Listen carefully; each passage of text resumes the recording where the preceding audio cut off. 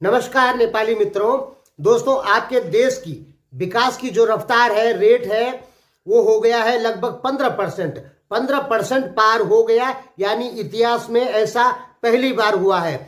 इससे पहले इतिहास में ऐसा कभी नहीं हुआ, यानी बहुत बड़ी उपलब्धि हासिल हुई है इस समय नेपाल को। लेकिन कुछ लोग जो हैं वो नेपाल की इस विकास दर को रोकना चाहते हैं, उनके बारे में हम बात करेंगे। और दोस्तों, 2022 में रिपोर्ट आएगी जनवरी में कि नेपाल की विकास दर 2021 में कितनी रही, और उसमें लगभग 10%, 9% और 8% के बीच में बताया जाएगा। हालांकि 8%, 9%, 10% जो है वो बहुत ही अच्छा है, लेकिन मैं कह रहा हूं कि 15% है। और जो वर्ल्ड की जो एक इंडेक्शन जारी होगा, लिस्ट जारी होगी, उसमें 2022 में नेपाल की विकास दर 8-9% बताई जाएगी।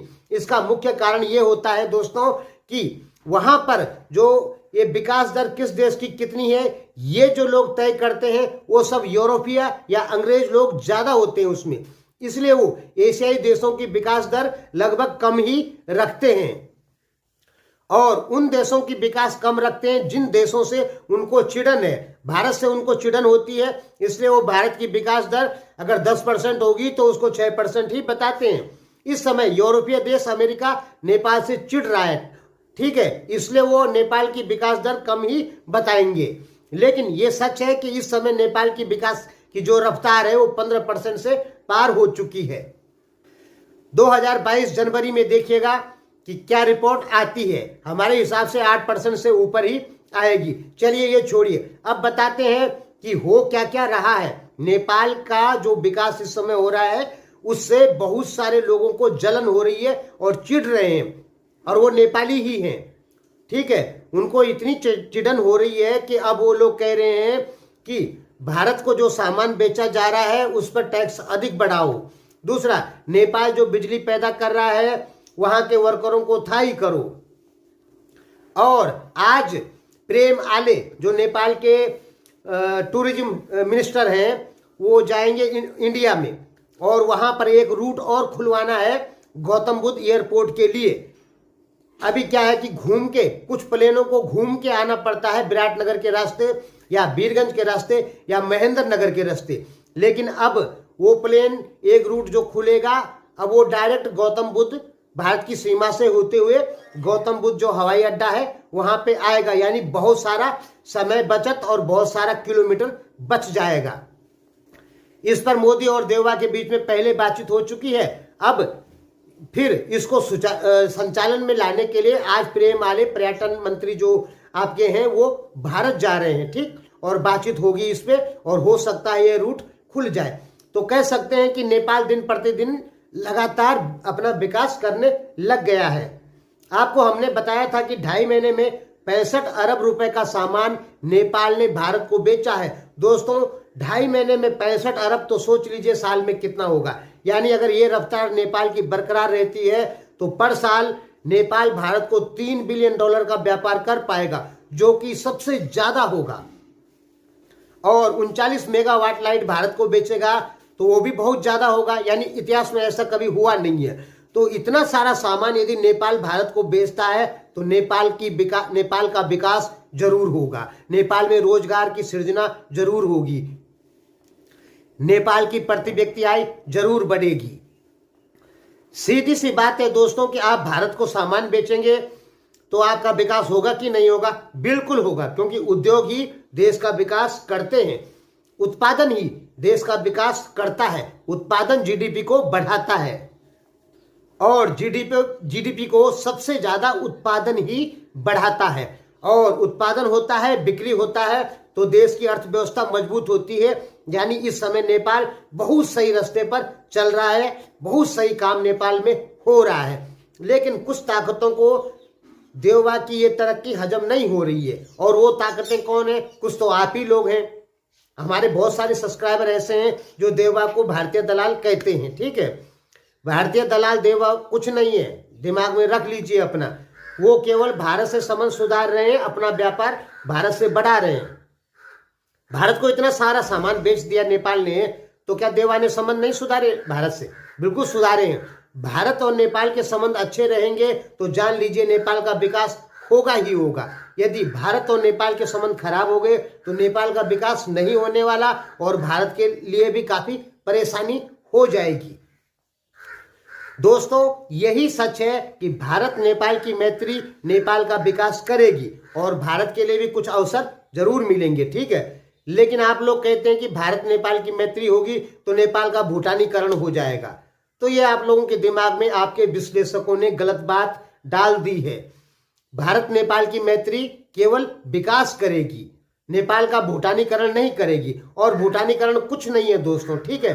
भूटानीकरण का मतलब कई बार समझा दिए कि भूटान सारा बिजली भारत को बेचता है और अपना सामान भारत को बेचता है। आपके विश्लेषक कह रहे हैं कि बहुत कम दर में भारत बिजली खरीद रहा है और भारतीय विश्लेषक कह रहे हैं कि भारत महंगा बिजली खरीद रहा है नेपाल से। आपके विश्लेषक कह रहे हैं सस्ता बेच रहा है भारत को। सस्ता कैसे बेचेगा? 4 रुपए से 4 रुपए 40 पैसे तक रेट हर जगह का है, ठीक है। भारत में जो डैम है उनका भी वही रेट है, नेपाल में जो डैम है उनका भी वही रेट है, सेम रेट है। कुछ 10 पैसा 15 पैसा 20 पैसे का फर्क जरूर है। आप चाहते हैं कि भारत महंगा बिजली खरीदे तो दोस्तों ऐसा नहीं होगा, ठीक है। जो रेट भारत में है, भारत जो जिस रेट से भारतीय दामों से बिजली खरीदता है उसी रेट से नेपाल से भी खरीद रहा है, कोई कम नहीं है, ठीक। लेकिन आपके विश्लेषक झूठ बोल रहे हैं कि कम दाम में भारत को बिजली बेची जा रही है और भारतीय विश्लेषक कह रहे हैं कि भारत महंगे दाम में कुछ पैसा महंगा खरीद रहा है नेपाल से बिजली। तो किसकी बात सच मानेंगे? अब आप तो बोलेंगे हमारे विश्लेषक सही कह रहे हैं कि भारत सस्ते दाम में खरीद रहा है और भारतीय विश्लेषक झूठ कह रहे हैं कि भारत महंगा बिजली खरीद रहा है। पक्षपात नहीं करना चाहिए, ठीक है। जो रेट में फिक्स हो रखा है वो बहुत सही रेट है और वही रेट रहेगा। आप चीन को बेचेंगे तो सीधे 40% कम हो जाएगा। वैसे चीन बिजली खुद ही पैदा करता है, वो क्यों लेगा? लेकिन अगर उसको लेना होगा तो वो और डाउन रेट कर देगा, ठीक है। चीन वैसे लेगा नहीं नेपाल से बिजली, बांग्लादेश ले सकता है और बांग्लादेश जाते जाते रेट और बढ़ जाता है, दूर पड़ गया ना थोड़ा, रेट बढ़ जाता है और फिर नेपाल की बिजली और सस्ती, कम से कम 10 पैसा और डाउन नेपाल को करना पड़ेगा। इसलिए भारत को ही बिजली बेचने में नेपाल को फायदा है, नजदीक भी है और रेट भी ठीक मिलता है। प्रधानमंत्री ओली ने भारत से दुश्मनाई ली, ठीक है, भारत से दुश्मनी की कुछ विदेशी इशारों पर। तो उसका अंजाम क्या हुआ कि भारत ने बहुत सारे सामान पर प्रतिबंध लगा दिया नेपाल के, उससे घाटा ही तो हुआ। अब जैसे पॉम ऑयल पे वो खुल गया, प्रतिबंध खुल गया तो 2 अरब रुपए महीने का पॉम ऑयल नेपाल भारत को बेच रहा है। यानी हमारे कहने का मतलब है कि नेपाल भारत को सामान बेच रहा है तो इन लोगों को बहुत जलन हो रही है और कह रहे हैं कि टैक्स बढ़ोतरी करे सरकार। टैक्स बढ़ोतरी होगी तो सरकार की जेब तो भरेगी, ठीक है, लेकिन सामान महंगा होगा तो इंडिया खरीदना कम करेगा कि नहीं करेगा? पहली बात। दूसरी बात, जनता का भला नहीं होने वाला, फैक्ट्रियों का प्रोडक्शन कम हो जाएगा। टैक्स बढ़ाओगे तो सामान महंगा होगा और फैक्ट्रियों का प्रोडक्शन भी कम हो जाएगा। इसलिए जो कम्युनिस्ट लोग कह रहे हैं कुछ कुछ कि टैक्स में बढ़ोतरी करे देगा सरकार, अब और टैक्स बढ़ाओ, बल टैक्स को कम करो। मेरा कहना है कि सरकार, नेपाली सरकार को टैक्स कम करे नेपाली सरकार, जिससे नेपाल में उत्पादन बढ़े, वहां का सामान कुछ सस्ता हो और वो पूरी दुनिया में उसका निर्यात हो। नेपाल सरकार के तो इतने ज्यादा टैक्स हैं कि नेपाल में कोई सामान बनता है तो बहुत महंगा हो जाता है, तो दुनिया को कैसे नेपाल बेचेगा सामान? तो नेपाल सरकार को टैक्स कम करने चाहिए। ये जो कम्युनिस्ट पार्टी कहती है, कम्युनिस्ट के कुछ नेता, कम्युनिस्टों के कुछ नेता, सभी नहीं, कुछ नेता जो कह रहे हैं, जो देवा विरोधी है, जो देवा के पक्षधर है उनको तो खैर छोड़ दीजिए, जो देवा के विरोधी लोग हैं वो कह रहे हैं कि भारत को जो सामान इस समय बेचा जा रहा है अब उसमें टैक्स बढ़ाओ। तो क्यों बढ़ाओ उसमें टैक्स? यानी आप नेपाल को खत्म करना चाहते हैं, नेपाल की जो उत्पादन क्षमता बढ़ रही है दिन प्रतिदिन उसको कम करना चाहते हैं। यही तो हो सकता है टैक्स बढ़ाने से, और क्या होगा?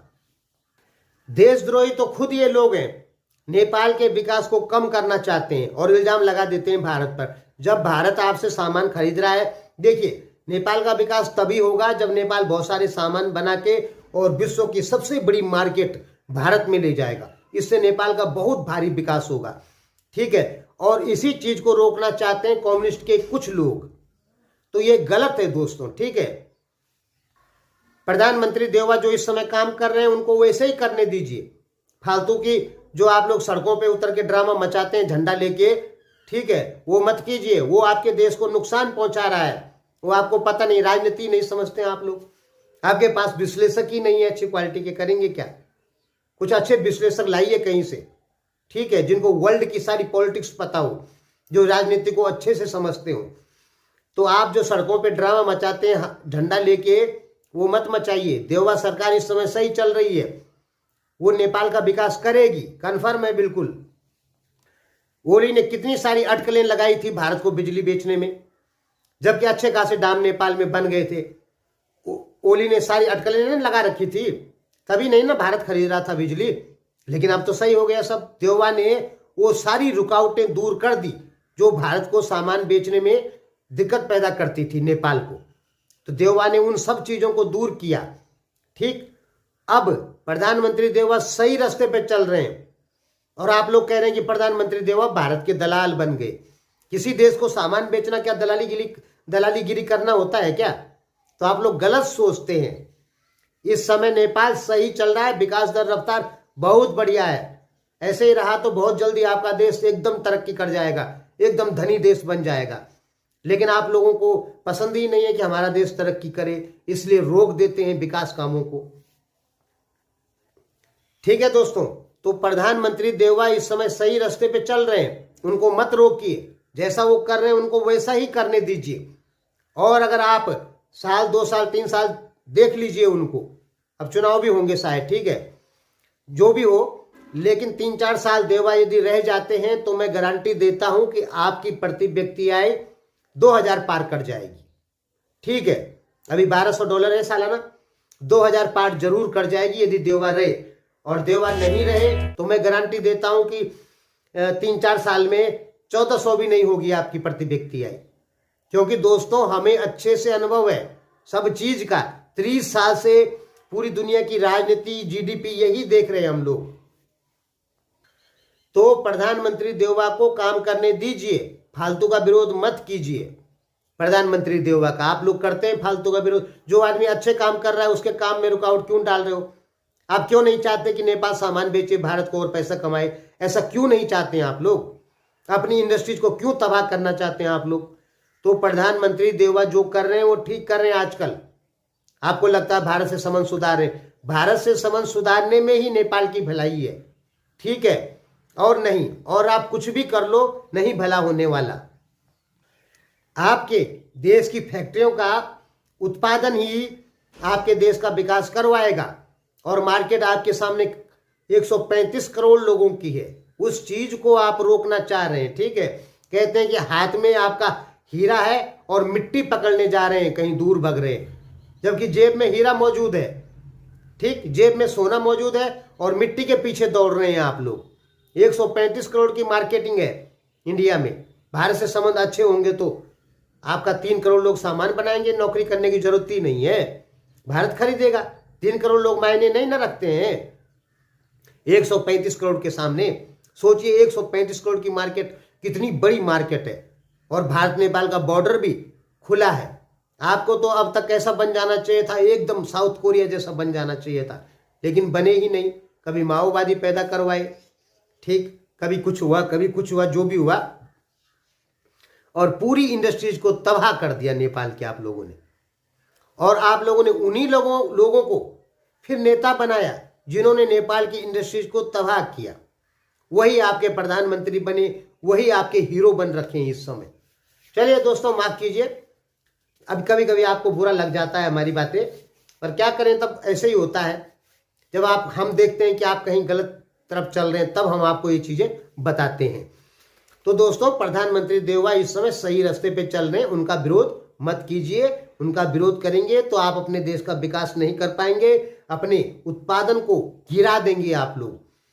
आपका जो इस समय उत्पादन हो रहा है नेपाल में किसी भी चीज का, वो अच्छा हो रहा है, तो उसको मत गिराइए। प्रधानमंत्री देवा का विरोध फिलहाल मत कीजिए। हाँ, नेपाल विरोधी कोई काम करेंगे तब कीजिए। भारत के साथ मैत्री बढ़ा रहे हैं तो तब क्यों कर रहे हैं आप उनका विरोध, तब मत कीजिए। धन्यवाद।